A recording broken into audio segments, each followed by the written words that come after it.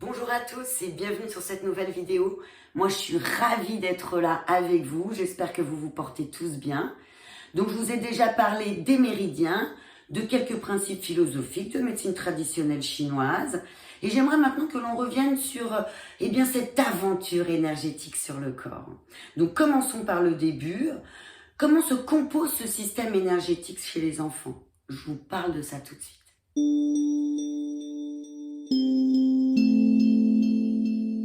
L'une des hypothèses fondamentales stipule qu'après la naissance de l'enfant, les zones des 12 méridiens principaux sont certes constituées, mais ne sont pas encore formées. Donc les méridiens que nous connaissons à présent ne seront totalement mis en place qu'à partir de l'âge de 7 ans. Avant, cette trame énergétique est en train de se faire, elle est en train de se constituer.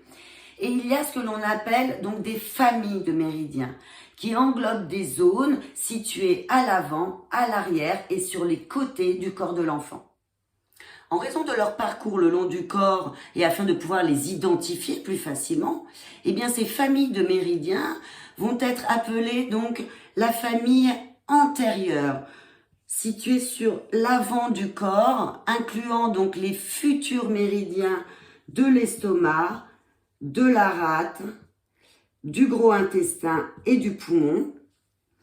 La famille postérieure, donc sur l'arrière du corps, incluant donc les futurs méridiens de la vessie, des reins, du cœur et de l'intestin grêle. Et la famille latérale, donc sur les côtés du corps, incluant donc les futurs méridiens de la vésicule biliaire, du foie, du maître-cœur et du triple réchauffeur.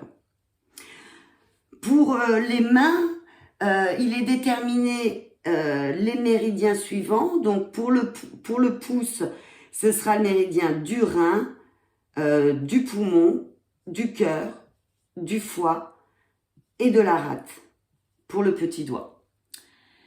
Ces familles de méridiens vont se développer et fonctionner ensemble jusqu'à atteindre leur emplacement définitif vers ces 7 printemps environ.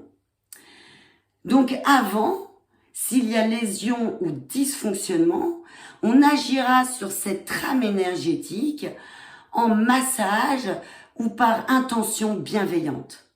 Donc allez masser l'extrémité des doigts côté pulpe de vos enfants aura pour fonction d'aller relancer l'énergie des méridiens, et ce par simple stimulation de ceux-ci, donc par un massage délicat en petite rotation. Ce massage des méridiens, qui n'est donc pas un massage relaxant, qui pourra se faire totalement différemment. Là, on est sur un massage énergétique, on travaille sur les méridiens, se fera toujours des mains vers les coudes, des pieds vers les genoux, des épaules vers les lombes et des lombes vers les flancs, afin d'aller stimuler Migmen, situé sur le dos au même niveau que le nombril, qui est un point important en énergétique, que l'on retrouvera aussi en tant qu'adulte. Le massage du ventre se fera tout comme l'adulte, dans le sens des aiguilles d'une montre, tout autour du nombril. Sens de l'élimination et de la circulation énergétique, tant sur le plan digestif que celle des 5 qi. Ces massages seront bien sûr préconisés dans des temps calmes, de présence. Des moments, par exemple, après le bain ou avant la sieste, ou encore peut-être avant de dormir le soir. Mais un moment où vous aussi, vous avez le temps et l'envie. Car c'est pas forcément faire un massage, mais c'est aussi l'intention que vous y mettez qui est tout aussi importante. Quand je masse, je ne suis pas en train de penser à ce que je vais faire à manger tout à l'heure, ou dans mes peurs ou dans mon contrôle. Oh là là, il faut absolument que ça lui fasse du bien, il faut absolument qu'il s'endorme. Non, je suis moi aussi calme et posée, présente. Il est important d'être attentif à ce que l'on est en train de faire et attentif à l'autre.